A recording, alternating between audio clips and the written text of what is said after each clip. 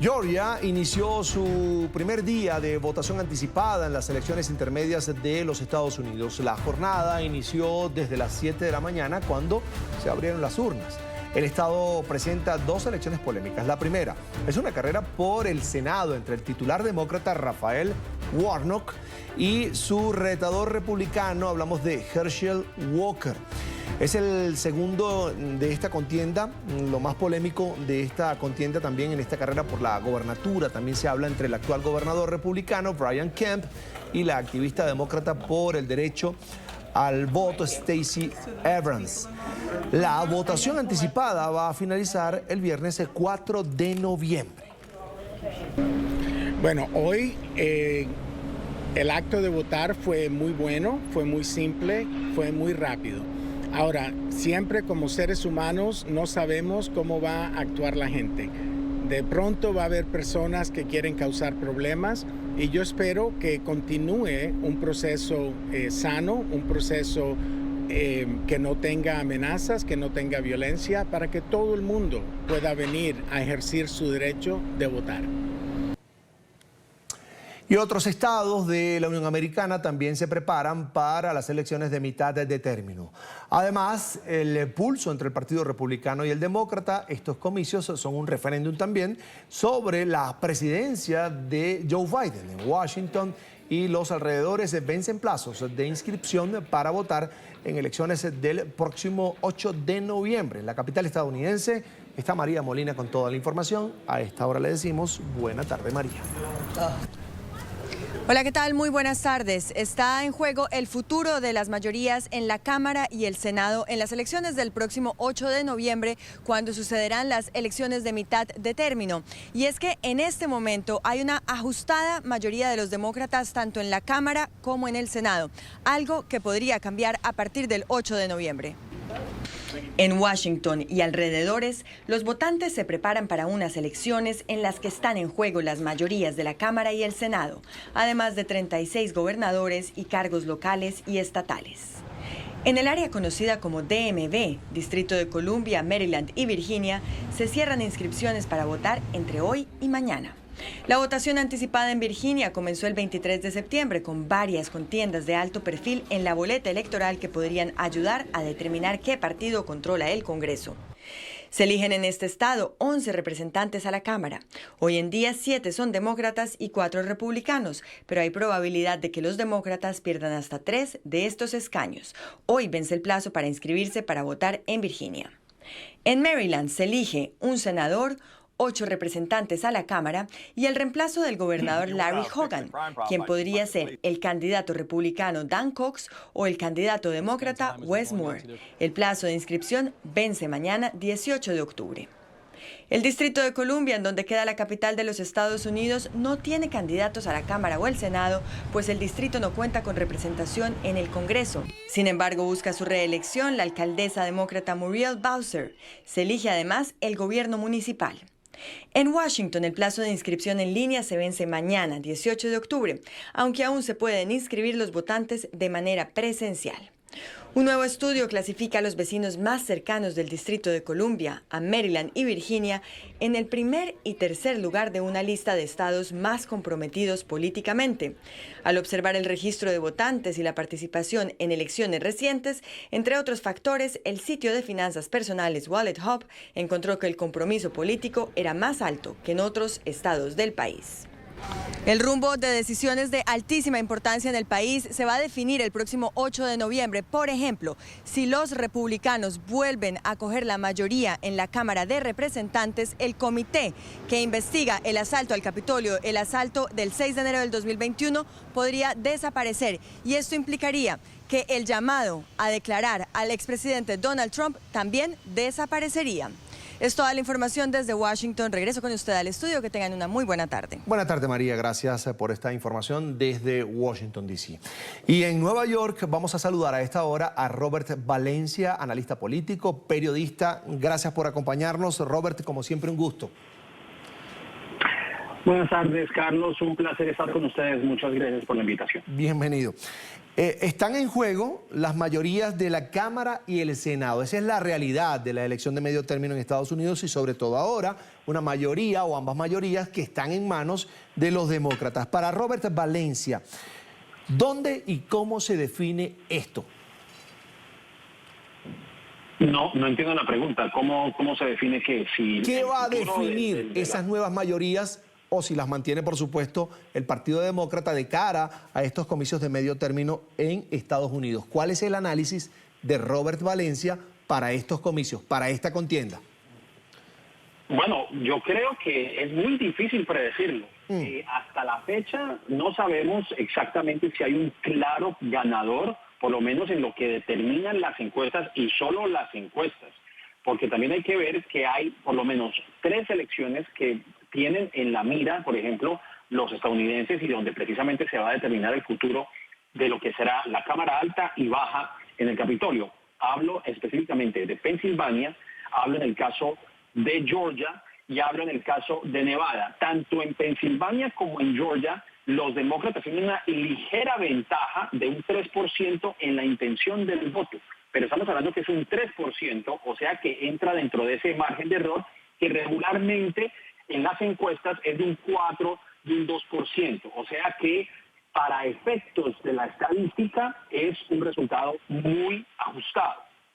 Pero si lo vemos estrictamente desde los números, los demócratas, por lo menos al día de hoy, tienen una ligera ventaja para hacerse a la mayoría o una mayoría muy mínima, tanto en el Senado como en la Cámara de Representantes. Pero todo depende de un hilo, realmente no hay un claro ganador como tal. Y una cosa que yo creo que sí es importante mencionarlo es que quién va a reconocer los resultados de cara al 8 de noviembre, porque ya se ha dicho, por lo menos en algunos electorados en Arizona, principalmente los republicanos, que dicen que ellos no aceptan los resultados en caso de que ellos pierdan. O sea, que volvemos a lo que fue el 2020, donde hay candidatos que no aceptan la voluntad del electorado y probablemente volvamos a desencadenar, Dios no quiera, realmente en lo que vimos el 6 de enero. O sea que, a mi juicio y en lo que yo he visto del comportamiento del votante, es que por lo menos a la fecha de hoy los demócratas tienen una ligera ventaja sobre los republicanos. Ahora, Robert, ¿por qué en Georgia se habla de miedo de la gente de cara a esta contienda de medio término? La gente está pidiendo una elección en paz, en tranquilidad, de poder ejercer el voto, poder los funcionarios electorales trabajar para la ciudadanía. Bueno, lamentablemente Georgia fue el epicentro de una batalla campal realmente, de lo que vimos, por ejemplo, hace 2 años con Donald Trump, en el cual él solicitó no solamente ni una, ni dos, sino 3 veces un reconteo, donde incluso funcionarios, empleados, que simplemente cumplen su función de hacer un conteo de los votos, fueron amenazados, fueron intimidados, e incluso ellos, muchos de ellos, desde Georgia, tuvieron que ir a Washington para testificar frente a la comisión del 6 de enero, porque precisamente estaban, siendo amenazados realmente, amenazados de muerte.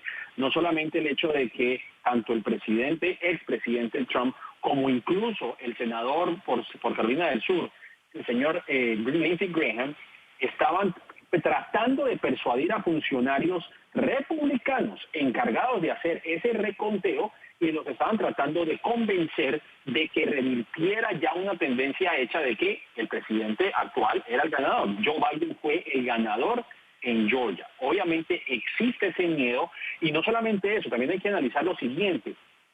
Se ha criminalizado, por ejemplo, el hecho de que una persona que está esperando largas filas o por un determinado y indeterminado tiempo, esperando en la fila, y que alguien le puede llevar un vaso de agua ante el calor inclemente que puede llegar a suceder, y esa persona puede ir a la cárcel. Es decir, hay un halo de intimidación que se ha venido suscitando desde hace mucho tiempo, y es evidente que tanto los funcionarios, personas que trabajan como voluntarios, como los mismos votantes, particularmente votantes racializados, es decir, hispanos y afroamericanos, se sientan intimidados ante las elecciones de Georgia. Y obviamente, pues Georgia, como vuelvo y menciono, es uno de los 3 estados en los cuales el país está centrando su atención, particularmente con la contienda por el Senado, en cabeza de el señor Warnock, de demócrata, y Walker, el señor republicano. ¿Quiénes son estas dos personas? ¿Cuál es la trayectoria de Walker, quien está retando en este caso a Warnock? Bueno, lo que yo tengo por entendido es que Walker fue una estrella de fútbol americano en Estados Unidos que ahora enfrenta una grave acusación de sus exparejas en las cuales ellas mencionan que él, casualmente, una persona que está corriendo una campaña con una plataforma antiaborto, las hizo abortar. Y obviamente no es la figura paternalista, por lo menos esa figura familiar, conservadora que los republicanos abrazan, y es una persona que, a juicio de su hijo, que tampoco es demócrata, él es una persona del hijo del señor Walker, que es anti-Black Lives Matter, él dice que su padre fue un mal padre. Entonces, obviamente, en esa plataforma, pues ahí se desvela también un poco esa dicotomía entre los valores que dicen defender los republicanos y la figura de Walker. Sin mencionar que hubo una serie de inconsistencias durante el debate entre Walker y Warnock, que es reverendo en Georgia, quien también ganó de alguna manera ajustada a las elecciones hace 2 años y que estaba nuevamente corriendo para ser reelecto. Entonces, lo que estamos viendo es precisamente que a pesar de que Walker no sea el candidato insignia de los republicanos, han cerrado filas en torno a él, lo siguen respaldando a pesar de los escándalos que lo agobian, y aunque vemos que Walker, el señor Warnock tiene una mayoría, una ventaja ligera, la elección todavía sigue siendo apretada, así que vamos a ver qué es lo que ocurre el 8 de noviembre, porque cualquier cosa puede suceder. En el caso de la gobernación, la contienda es al revés. Es el republicano Brian Kemp quien está siendo retado por la demócrata Stacey Abrams. ¿Cómo ves tú esa contienda? ¿Qué tantas posibilidades tiene Abrams de llegar a la gobernación? Bueno, yo creo, no sé qué tantas probabilidades tenga Stacey Abrams. Yo creo que ella fue una figura determinante precisamente para que Joe Biden fuese el triunfador en las elecciones del 2020. Yo creo que muchas personas no le perdonan eso, los republicanos por lo menos no le perdonan eso a ella. Yo creo que Brian Kemp podría ser el ganador, pero yo realmente no estoy muy informado de lo que pasa con la gobernación de Georgia. Entiendo que hay otros estados en donde también se está disputando la gobernación, como es el caso de la Florida, en donde probablemente DeSantis sea el ganador, pero yo creo que la atención en estos momentos se centra más que todo en las elecciones legislativas, porque de ahí depende también no solamente la agenda del presidente Joe Biden en los próximos 2 años que le restan de su presidencia, sino que también serán los factores determinantes para su postulación. Si él llega a postular a personas relevantes en algunos cargos, pues eso también tiene que pasar por el lado legislativo. Cualquier agenda progresista que él quiera impulsar dentro de los próximos 2 años también podría verse retada por una mayoría republicana que yo creo que está buscando venganza después de lo que ocurrió en 2020. Y como lo escuchamos en el reporte, que yo creo que el primer orden de ideas que quieren ellos establecer es desmantelar esa comisión del 6 de enero, que obviamente pues los ha dejado muy mal parados porque siguen aferrados a Donald Trump, que él sigue impulsando esa teoría de que las elecciones fueron fraudulentas, cuando sabemos que eso ha sido una total mentira. Bien, Robert, por supuesto esta contienda se va a ir calentando, apenas comienzan a votar hoy de manera anticipada en Georgia, pero esto está bien caliente, tú bien lo dices, se va a definir en 3 estados, Pensilvania, Georgia, Nevada, donde hasta ahora lo conocido se da una victoria de 3% de ventaja para los demócratas. Esto es cerradísimo, Robert, por eso vamos a seguir conversando más adelante. Por ahora te voy a dar las gracias por haber compartido estos minutos con nosotros, como siempre es un gusto. A ustedes, muchísimas gracias. Un placer. Buena tarde, buena tarde.